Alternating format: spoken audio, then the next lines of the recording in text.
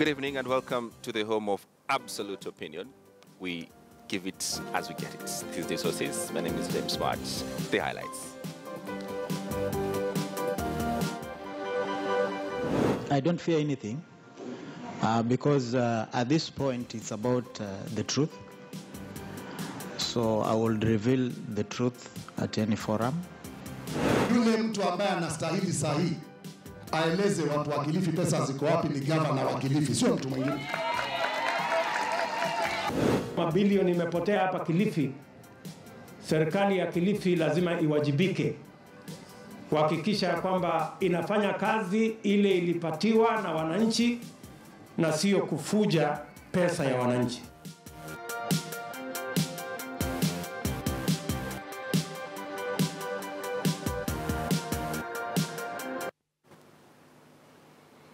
Well, all that in a moment, but let's start where we should. And in Kilifi County now is being rocked in a corruption scandal initially thought to amount to 51 million shillings. Governor Amason Kingi blew the whistle of the graft in his county and proceeded to send on leave 10 employees. But alas, a special oversight committee chaired by the Speaker, Jimmy Kahindi, now suspects more than 1 billion shillings may have been lost. The scam has all the hallmarks of classic NYS. Officials claim their passwords were used to send huge chunks of monies to private firms. The suspended officials, however, while giving evidence, say their testimony is likely to implicate their bosses. So how high does this one go? Take a listen. Tunajua iliingia katika kampuni gani, tunajua iliingia katika akaunti gani, tunajua iliingia katika benki gani, tunajua jina la ile kampuni, tunajua directors wa ile kampuni, na ukienda pale benki utambua signatory wa ile akaunti ni nani. Kwa hivyo ni kitu ambacho ushahidi uko bayana. Well, good evening everyone. That's where we start. Nambenga Gisesa from KUJ. Karibu to the program. I will jump to Makotani on the extreme right, from Citizen, Heritage Citizen, and from the US, hot from the United States of America, Donald Trump land, is Rosino Balab. Ladies and gentlemen, that's where we are. All eyes on Kilifi County. 51 million, that's what we thought had been stolen or had been lost in the beginning. But now it's about 1 billion shillings. And straight up, can you ask, can 1 billion shillings disappear without the knowledge and the approval of a governor? Is that even possible, Mark? Well, it's a tough one. But I don't think there's any amount that can disappear in a county minus the governor's knowledge. So if, for example, in the Kilifi case, the governor claims he doesn't know, then probably there's more that will be unleashed. Remember, this is only one county. The scandal is bigger if you now go county by county. Rosalie, we're here, and this, to give it context, looks like just what NOS was all about. You know, the highest person in that office, the cabinet secretary, came out and blew the whistle, all right, and say there is money that has been lost in my office, and I'm proceeding, to, ask the investigators to, come and investigate. And here we are. Now we know what happened to NYS. Again, Kilifi County, can we draw parallels? So it's a bit too early. This is quite an unfortunate incident, and it is very sad that we are seeing corruption being devolved to the counties, because this is what has always been said, that corruption has been devolved from the national government and that has gone to the counties. And we can see this because you've seen the governors coming out every time to complain about the IFMIS. Was this just a way to create room for them to siphon public funds? Because they've been saying our officers have not been trained well, they need to be trained, this thing has to be suspended for a while so that they are taken through the system. But here is a case where we are hearing so many passwords have been stolen. How many of the county officials have password to actually transfer funds? I think that is where we should start. Because if we trace exactly the people who have passwords, then from there we can know. But there is no way the governor can say he's in the dark. Mm-hmm. Yeah. You're an investigator. How easy is it for people to steal our money as taxpayers? How easy is it, especially from the county government? First of all, it's also important to know that the governor for Kilifi, Amason Kingi, wants people to believe that he's the whistleblower when he's not. Because you remember from November last year, I remember Naomi Sidi, I remember even the Jubilee Member of Parliament, the now defected Jubilee Member of Parliament, Gideon Mungaro, saying that there's corruption, there's corruption in this country, and this guy should give us the list. There's no single way in which, because I've been close to a few counties, about 5 or 6 in Kenya, and there's no way that such an amount of money can leave the coffers without the governor knowing. It's totally possible. And people like Kingi, these are time for them to start being hanged. Yeah. This is the question, though, that we've sort of perfected the art of stealing.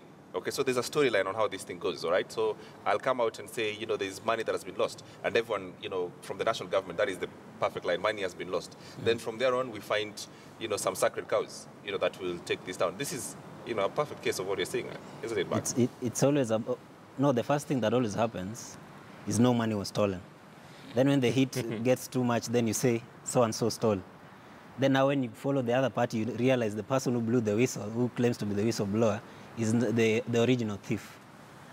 Remember, even in the case of NOS, who was the whistleblower? Then what happened? But let us look at it here. These are huge chunks of money that have been transferred. You can't tell me that even the central bank was not aware of this such transactions. Well, in fact, the central bank is part of the whole these transactions. Yes, because when such money is just being transferred to firms, they need to ask, why are we transferring this money? And that has always been the question.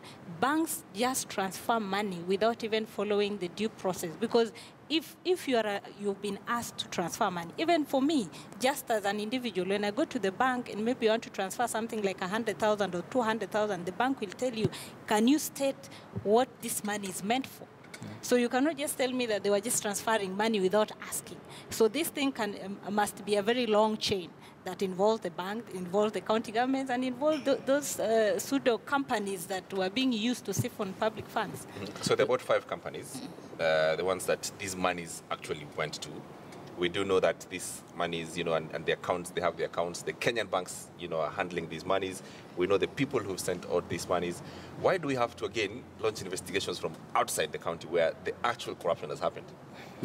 You see, I listened during the Parliamentary Accounts Committee sessions, and Ano Igoro, whom I say was the engineer of these IFMIS, the first person to handle IFMIS, she said something very important, that in the IFMIS process, any person who has transacted, there's a record. Like there's this person on this date is the one who transacted this and this amount. So it's a lot of nonsense to tell us that they're going to do investigation on something which you can just go to the computer and know that this and this person has transferred. For instance, when you work at Standard, you go to your computer, you log in. Someone knows in that there's a record for that. You're the one who logged in, yes. So this kind of investigation, now this is where DCI, the Directorate of Criminal Investigations, comes in to be corrupted, ESCC to be given money, and these are the greatest thieves you have in this country. Because the question is this thing has all been done on some computer, on some software called IFMIS. Why are we going to police station? We're going to find some cop and who's going to write a statement?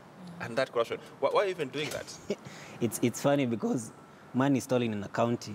Then there's someone to come to the CID headquarters to come and record statements about something that has happened in the counties, instead of the investigators going to the county, starting with who logged in and what amount was transferred. Then you go to the bank and check who moved which amount to which bank from which name. Let's stick with Kilifi. And meanwhile, Deputy President William Ruto and ODM rebels, I understand how they're Jubilee MPs, are seizing the opportunity and now parking the bus next to Governor Amason Kingi's court. Ruto says the loss of county funds is disturbing, blaming the governor for the theft of cash. Listen in. Kila mwaka tunaweka pesa karibu bilioni 9 kulete katika kaunti yenu ya Kilifi. Mkisikia kwamba mapesa mabilioni imepotea hapa Kilifi, serikali ya Kilifi lazima iwajibike kuhakikisha kwamba inafanya kazi ile ilipatiwa na wananchi na sio kufuja pesa ya wananchi. This is fun.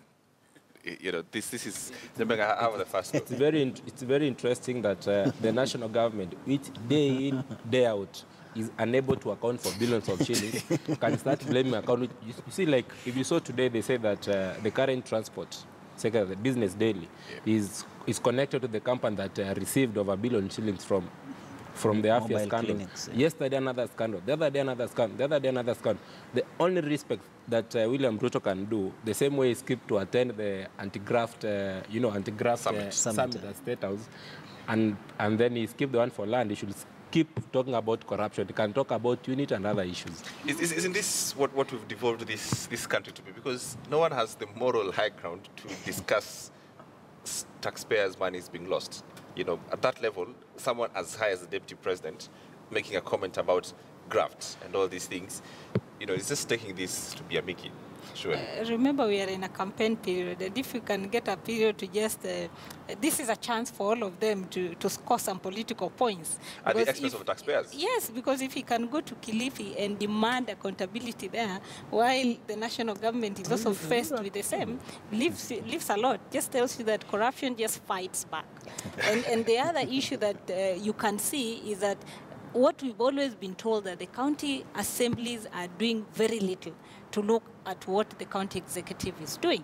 Because if this is something that has been happening, I'm sure this is part of money that they approved the budget for that county. So they should have followed that this money we appropriated for this, have they used it the way it is?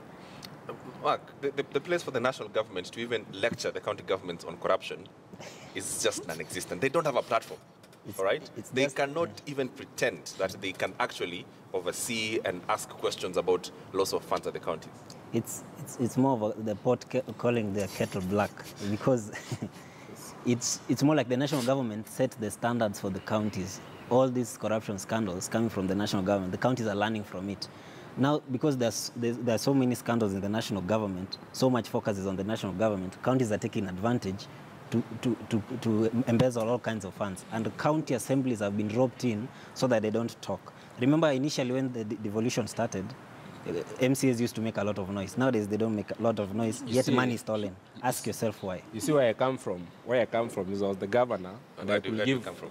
I come from Kilifi, in Nyamira County. Where I come from, I was the governor, and I wanted MCAs to keep quiet. I'll give them 20,000 shillings every Friday. Yes. And that's enough to bury these nonsense about, But where do you give the 20,000 as a governor? You steal every Friday to have... You still to give them it. Because this country is corrupt. One, where I come from, the church, me and my Seventh-day Adventist, the church is currently among the most corrupt institutions. You go to schools, the board of governors, some of the most corrupt. The area chief, you go to the cops. This country, I don't know what we need. I have seen her wearing Donald Trump make America great again. I think we need another Trump in this country to rectify the situation. Shake things up. I think just to ride on what he's talking about the county assemblies. The county assemblies, I think, to me, is a very big letdown. Because even if you look at the auditor's reports or the control of budget reports, the reports when they come to the Senate, that is the only time we get to know exactly what is happening in the counties. Remember, even the impeachment of Wambora, there were some of the accountability issues that were raised, and the county assembly was asked to follow up. Up to now, nothing has happened. So that just confirmed to you that the MCAs are equally in the pockets of governors. When you see them impeaching them, something has gone wrong. People are not eating well. Together. Let's bring this home and tie it down to the taxpayers. The Kenyan voter has to take part of the blame on this, because we keep voting for the least nominator, the people who deserve the least to be anywhere, people that you cannot live with your children, you give them an office.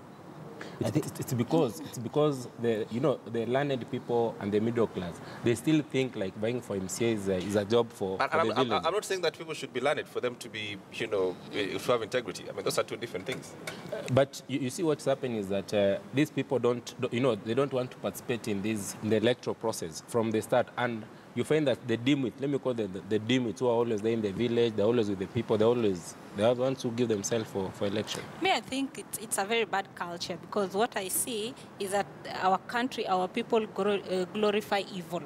So that people will not mind how you make your money, how you grow up. What people will mind, what you're going to give them and the status at the time that you're seeking a public office. And that is why when somebody gets into office, the first thing they do is to recover their money that they used to get into that office before they can do anything. So at the end of the day, you cannot hold, because nobody can be put against Chapter 6 of the Constitution. I think we just get the leaders we deserve. If your leaders are corrupt and you entertain them, means you're as corrupt as they are, because they go and steal they come and buy your votes. Yeah. You cry for 5 years, they come back, give you the money they've stolen again. It's the same cycle every year. Yes. So it means it's us who are corrupt. It's not even a matter of pointing fingers at the leaders. It's us who are corrupt. All right. Just to add on that, I'm just coming back from the elections, and you could see some of the candidates who are contesting in the U.S. First of all, you are not even allowed to use your own money. You are getting contributions from the public, and which you are supposed to declare and account for it. Right. So when you go to office, they can hold you to account because they are the people who put you there. The money. Yeah. Let's stick with corruption and across the country and to another country. This time in Kakamega. Well, it all started with a collapse of a wall. The wall of Buhungu Stadium came tumbling down a few days ago. The stadium was being rebuilt to a cost of over R1 billion shillings. Well, questions started flying around and about the quality of the work and the money spent. EACC quickly announced it was just about to go down to Kakamega to investigate the issue.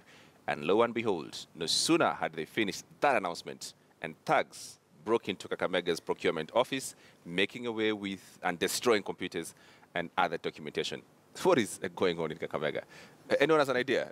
Mark, what's going on? The first thing when you hear EACC and the cops are coming, the first thing you do is destroy the evidence, no matter what it takes. Remember, there's a history about Kenya and torching of offices where crucial documents are. Either the office is going to be torched and everything raised, or they'll carry away all the computers. Obviously, they know there's some evidence that they're trying to hide. I know there's some evidence they can destroy, but just what Nyamega was talking about, you can still track, because if you can go and track that money from the time it hits the bank account to the time it goes to the counties, how comes we cannot now track it when it is from the counties and going to the projects? So should I ask, is it me, or since when we got IFMIS, then we just have, serious corruption? Is IFMIS enabling us to be more corrupt? There's a quote that I don't remember who said last week about the problem is, I think it's Anwar Guru said, the problem is not IFMIS, the problem is the people. Because all those transactions will be done via IFMIS, whether some amount is added or whatever it is, it's done through IFMIS by people. Because if you look like now the situation like Kakamega, and I'll give you an example. I'll give you Viga, I'll give you Kakamega, I'll give you Nyamira, I'll give you Kisi, I'll give you Embu. And I think even maybe Mombasa. These are some of the county governments where people have broken into the offices and stolen computers. When you say so people, many strategic. What people? Some unknown people, and these, a lot of... First, are we saying that the county governments and where they are located, they are so insecure, they're not secure that some random people can just walk in? They don't have CCTV. Yes. Is that what you're saying? Surely. What I know is that county headquarters, they are protected by people. So it's in cahoots with those guys, who providing the security. And the issue like in Kakamega, I'm very sure if another wall came tumbling down in another county, this thing will happen. The problem where we have in Kenya, especially from Parliament, where some of these issues also come from, is that like now, Roslyn was saying you are doing audit reports for 2013, 2014. We haven't done for 2014, 2015, and we still haven't done for 2015, 2016, which will be done next year. There's massive irregularities in counties, and the citizenry are not interested. They're not well involved in the budget-making processes. They are not going to public participation. We had a public participation where I come from in Nyamira County yesterday. It was in a place known as Manga. Less than 1,000 people turned up for the event. So the citizenry still don't know that an officer can be able to skew the system because they don't want to be engaged from the start. That's another problem you're having from the people, not just from the guys who have elected into office.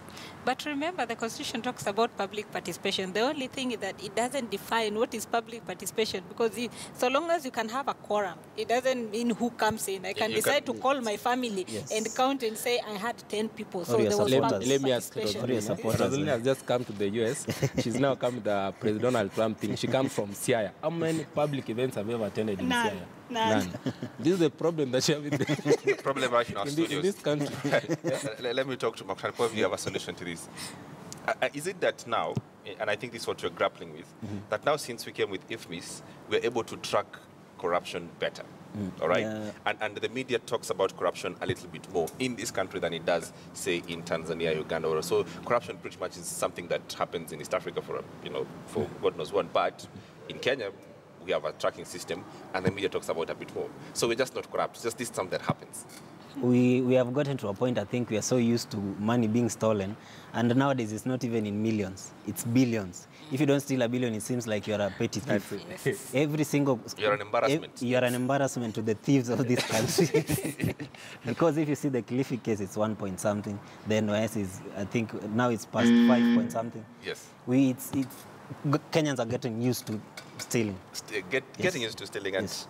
this one, you'll need to take a seat, because the Auditor General, Edo Uko, is raising red flag on the Nyeri County for misappropriation of something close to 1.8 billion shillings. The auditor's report makes for a grim reading. First, the county spent 2.5 million shillings on interior design for its offices. Well, that's way over the top, but the county still somehow managed to overpay that by adding another 500,000 shillings. Well, secondly, the Deputy Governor, Samuel Omadai, was paid 2.5 million shillings as housing allowance, yet he does not qualify for a housing benefit. Thirdly, the county of Nyeri bought 100 mattresses at 1.5 million shillings and 25 rolls of Macintosh worth almost $1 billion shillings. Here's the clincher. They were never delivered and they were grossly overpriced. Now, it doesn't end there. The county paid all its staff about 30 million shillings as allowances for leave.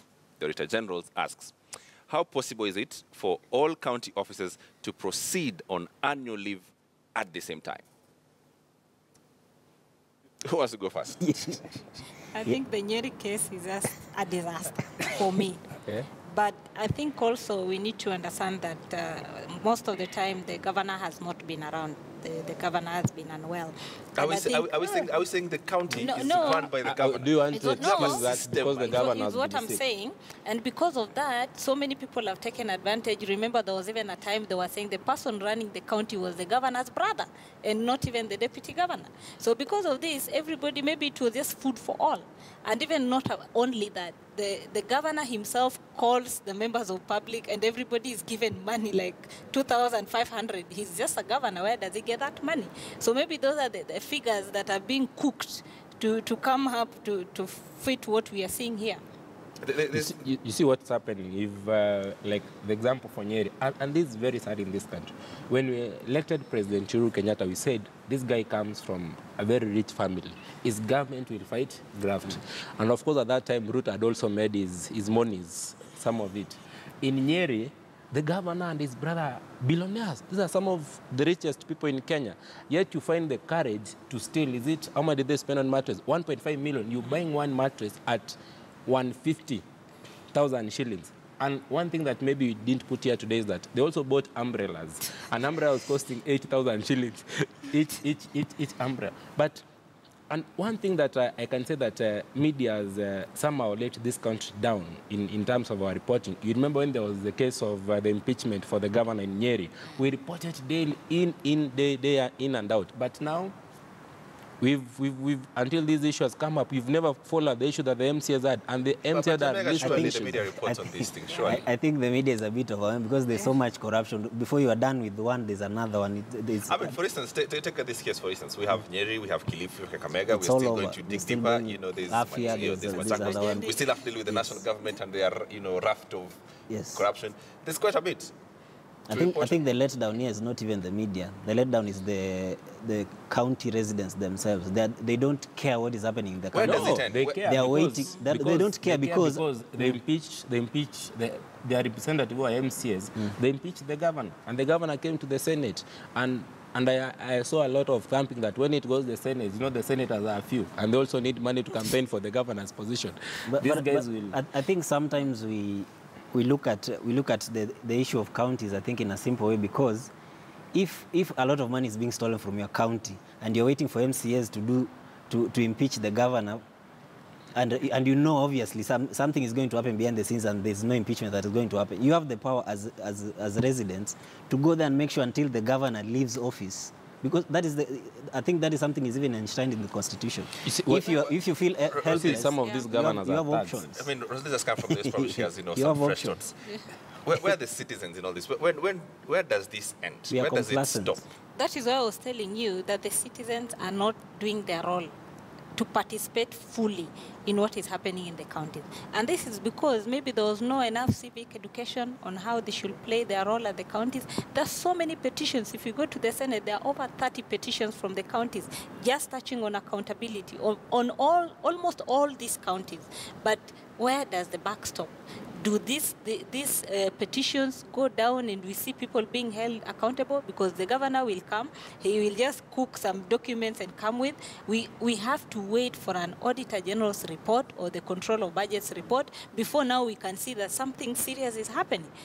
Citizens have been out because... I was saying that some of these, you were saying that the citizens can just go to the, and ensure that the governor doesn't go to the office like they use public protests to get out the governor. But some of these governors are thugs. And there are so many examples to use to say this. There was a time there was supposed to have been an impeachment motion in Kisumu against the governor.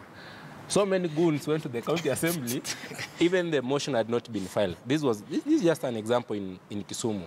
I also want to give another example. In Nyeri, when the MCAs were discussing this impeachment thing, like in Barazas, the MCAs were beaten. So now you want citizens who have no resources, who have no protection. But this is your country, these are your resources. So in Moranga, and we have the security and the safety numbers. Surely you can't say citizens are powerless. How many goons are there in a county compared to the residents in a county? But remember... I think you don't know the powers of goons.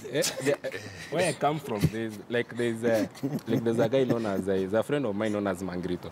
He can handle as many people as possible. And this is what is happening in this country. The need is citizens can play their role, but we also need to evaluate what role does EACC play. This is the most corrupt institution in Kenya, yet is the one in EACC. Of course, we know that in EACC, the vice chair, I don't remember the vice chair what, and Alake or Arake, these are guys who have been investigated. Who is the head of criminal investigation in this country? Dewa Moro. These are guys who has been mentioned several times. There's nothing which is being done. I think the challenge here is that maybe the citizens do not start from the process of budget making, or the county integrated plans. Yes. So that because of that, they are not aware of what is happening in their county. So it's very hard for them to ask, this money was allocated for this.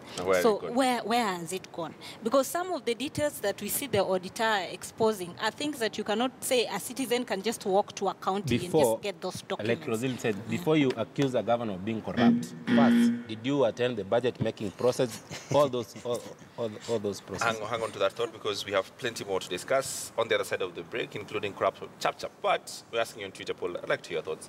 Do you think corruption has been devolved to the county? Do you think corruption has been devolved to the county? At KTN News, at James Smart, #News Sources. Let us in.